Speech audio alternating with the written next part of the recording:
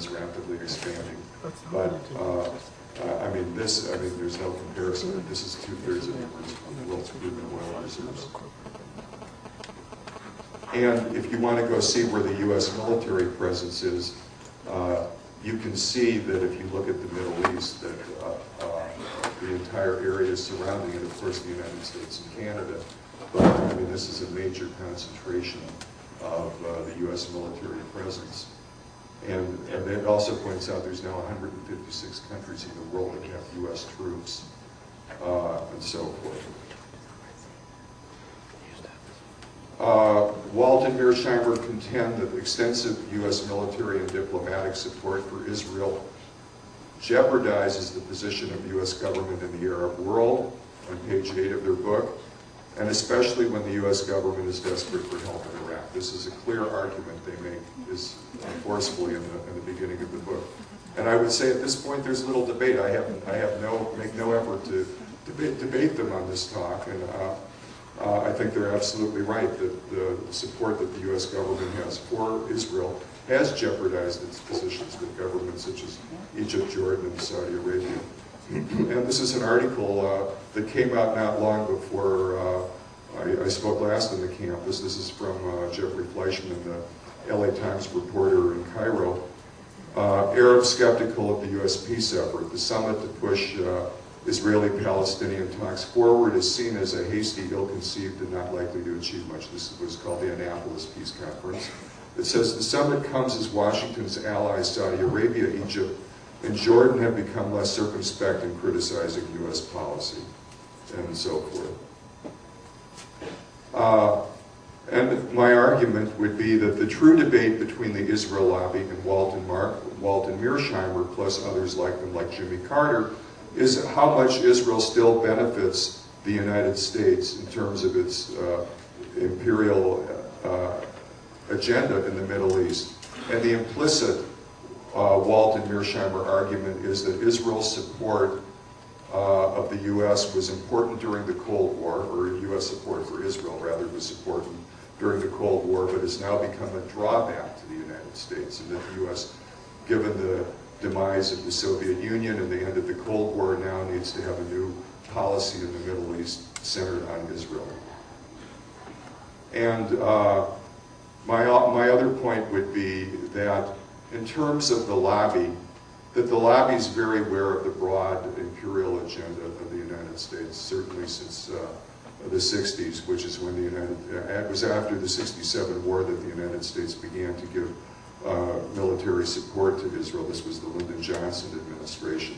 And that hypothetically, if you took some of the old socialist founders of Israel, and who actually were allied with the Soviet Union in the first 2 years of the country's existence from 48 to 50, and if they were to somehow be resurrected from the dead or taken out of their nursing homes, and if they were to say that Israel needs to break its relationship with the United States and realign with Russia, or something hypothetical like that, any support that AIPAC would have would dramatically wane. In other words, AIPAC's support is always contingent on being able to position itself as a supporter of U.S. interests in the Middle East. And the argument that Walt and Mearsheimer is saying is, well, that might have been true during the Cold War, but Israel no longer serves U.S. interests in the Middle East, and that's kind of the essence of the debate. And if we want to get a better understanding of exactly what the U.S. presence and U.S. interests in the Middle East are, over which Walt and Mearsheimer are essentially presenting a fairly radical proposal to realign U.S. foreign policy in the area, you'll find it. And this map will actually, this series of maps actually is kind of a continuation of the ones we looked at the beginning, because here you'll realize to what extent the United States has become the successor empire to the Ottoman Empire, the British and the French, and the Soviet Union, and now is desperate to maintain its dominant position in the overall Middle East. And if you want to understand this agenda, I made references to it earlier, you can look to Jimmy Carter, who's now a sharp critic of Israel and says that Israel's control of the West Bank as apartheid, but in his State of the Union address in 1980, January 1980, he declared that access to Persian Gulf oil was a vital U.S. interest and that the U.S. would be prepared to use any means necessary, including military force, to secure that oil. This maps the oil, so you can see, I showed you the overall thing, you can see, you can see Iran, Iraq, which some people say when fully explored will have more oil than Saudi Arabia. You can see Oman, United Arab Emirates, Qatar, Bahrain, and Kuwait. So you can see where basically 2/3 of the world's oil reserves are located, with minor amounts around the Caspian Sea. You can also see where the bases are. Look at this map over here. The blue indicates things that are relatively new, like Kuwait, Dubai, Qatar, Saudi Arabia. The red are the ones that were basically pre-Clinton, like in the Sinai Peninsula and so forth. So, we'll have maps that will show it in a larger framework as well. This one blows it up so you can see as far as East Timor, Diego Garcia, the Indian Ocean, Saudi Arabia, things in the Philippines, Turkey, where the U.S. has 3 major bases, plus the fleets that the U.S. has in the Mediterranean, the Persian Gulf, and in the Indian Ocean, immediate access to this area. And this demonstrates that where the fleets are, you can see the USS, or the U.S. aircraft carrier fleets, plus France, Britain, and I think also Britain, or let's see, this is rather Italy, France, Britain, and I think 3 or 4 fleets from the United States.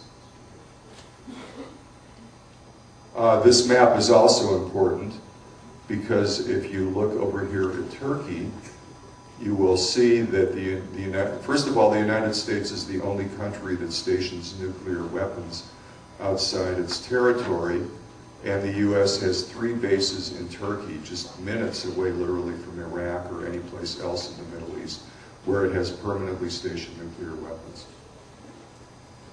And this map is also revealing because it shows you where all the new U.S. military bases are located in Iraq, which is a dramatic increase in the military footprint, and of course, literally hours by road and minutes by air from Iran. And this map overlays both, so you can suddenly see these are where the oil fields are, and these are where the major military installations are. And this map was made before the U.S. had the bases that it's recently presented in Iraq, as well as the new military command called AfricaCom, which would be in this area, below sub-Saharan Africa. I think we can conclude, this is what's driving Walter Mearsheimer, that U.S. foreign policy in the Middle East is a deep crisis. The coalition which George I assembled in 1992 for the first Gulf War, the coalition of the willing, is long gone. The invasions of Iraq and Afghanistan have proved to be a disaster.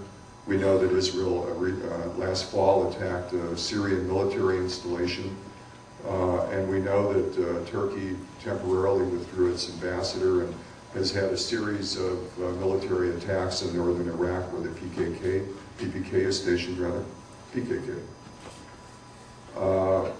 And we know that when it comes to efforts of the United